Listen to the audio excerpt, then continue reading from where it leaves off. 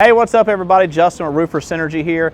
I know a lot of guys are wondering, how do you get these commercial projects? I'm not going to sit here and lie to you and say, how do you get the big commercial projects? Throw my hands up everywhere in the air. But what I'm going to tell you is you can get the big ones and you can get the smaller ones like this. This one we actually got just through a relationship. We happen to eat a lot of this man's food, and one day we just got to talking about his roof. Sure enough, he was in a hail map area. So we got this bought through insurance, and he only paid $1,000 for this whole entire roof. But you guys know all that, you know the spiel on that. So today let's talk a little bit about how we're going to get these commercial roofs, how we're going to get them bought, how do we even get the leads, how do we even do it?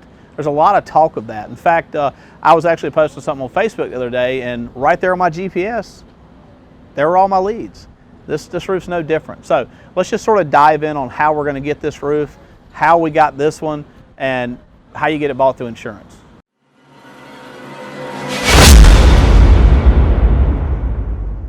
So I'm here with Will Jordan. Will, this is your job. You sold this. Yep. Why don't we take a little bit of time and let's talk about how you got this lead and what led to a full PVC replacement on this roof. Well, so as most claims start, they don't start off with the expectation of a full replacement. So we create that as roofers. So we start off with a leak. The building owner said, hey, I've got 2 or 3 leaks in my kitchen. I don't know what to do about it. Can you come take a look? We came, solved the issue for him. We found out there's tons and tons of hail damage that was from a recent storm this last summer. And luckily his insurance was in place, and we were able to get the insurance adjuster out here, take a look at this damage. We've got legitimate hail damage here. I don't know if we've got some footage of it as well, but this is one hail mark. But underneath, we're going to find, this is what we look for every single time. We look for an indentation in the insulation board underneath. And we also look for, when we peel back the surface, we peel back this membrane, we're looking for the same type of pattern. So we're looking for some sort of a break in the material. And we found that almost every single hail mark that we've observed on this roof has the same characteristics. So meaning there's thousands of leaks happening, potential leaks and active leaks happening on this roof surface. The customer had no idea that this was going on. He just complained. It started off as a legitimate concern of, hey, I've got a leak, I've got a problem, and I don't know how to solve it. And that's what we do as roofers. We come up here and we add value, and we're going to tell more information to this customer than he previously had. And if you actually look around, they're everywhere. They're everywhere. It almost looks like somebody took a BB gun and just pop, pop, pop, and they just sort of went out from there. Almost like if you've ever had a rock hit your windshield. Yep. That's what it looks like. Yep. Like just boom, a rock hit and just sort of spidered out from there. Well, that's a great example. I mean, it's an out of sight, out of mind thing. Roofing systems are. Yep. So if you had a broken windshield, that you couldn't see through, you wouldn't be driving your vehicle, right? Yeah, that's right. So it's the same deal. But we have to bring that awareness every single time to our clients. Well, like you said, the client actually didn't know. This customer had no clue that they had this much damage on the roof. Yeah. Because you get up here and you walk around, they're not looking at this. I mean, again, we have footage of this and we'll show that as well, but you don't just see that when you're walking around. You have to take a closer look. Yeah. So, let's talk about how did you actually get this lead? Everybody wants to know, how do you get commercial leads? Because I think a lot of guys, they try to overcomplicate it, and it's just not really that complicated. I think if you simplify. Well, yeah. So start back to when I first really started getting into commercial. I realized that commercial in general is a relationship-based thing. So you have to really, really be aware of the relationships that you already have, and you maybe don't even know that it could turn into a client. Yep. And so you kind of have to always be thinking, how can I help out the people that I already know, the business owners that I already know. If you take just your existing network, Dale Childress has what he calls a memory jogger. If you just take and write down every relationship that you have, I know it sounds crazy, but write down 100. And then start calling, email, texting, Facebook messaging those people, and just seeing how you can help them. And just digging into your relationships, and guarantee you're going to get 5 leads out of that right away. Absolutely. And then it's going to be a multiplier effect from there, and you'll get more. Yeah. So I know the backstory on this. How long have you been eating at this restaurant? I've been eating at this location we're standing on right now. I've been eating here for 10 plus years. So just like that. So that's one thing to put in your memory jogger. Restaurant owners, waitresses, things like that. Even talking to the waitress. He or she just developing a relationship, and they know what you do. And they'll say, oh, you know what? Actually, we got a leak in the kitchen. let me get you up with the owner, even if you don't know the owner. Yeah. So. And you know, my kids eat with me here, and half the waitresses know my kids' names. So it's pretty awesome to be able. Yeah. You know, it's quite a privilege to be able to actually help people out that you interface with on a regular basis. Yep. And you know, legitimately, we're using our skill sets to help out and benefit their Yep. business. It's actually being part of that symbiotic kind of relationship is a good pleasure.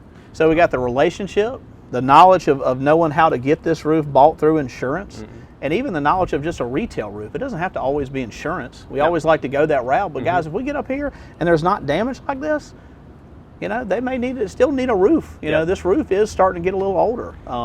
You know, and there's so many solutions that are out there in retail. But on this particular one, we were able to identify this damage, and now this man has a whole entire new roof, which is excellent. So I have another question for you. How long have you been doing commercial roofing? So I got into commercial roofing, I would say about a year. It's been about a year solid that I've been involved, and I really focused down on it. Probably looking at 8 months. Yeah. 8 months of solid, really plugging away at this commercial game.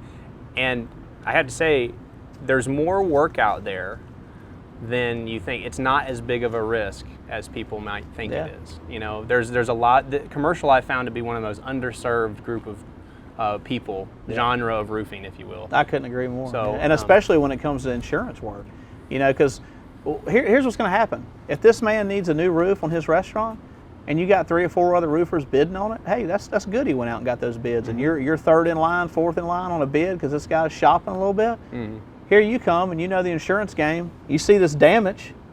What happens to those other roofers? They're gone. They're gone.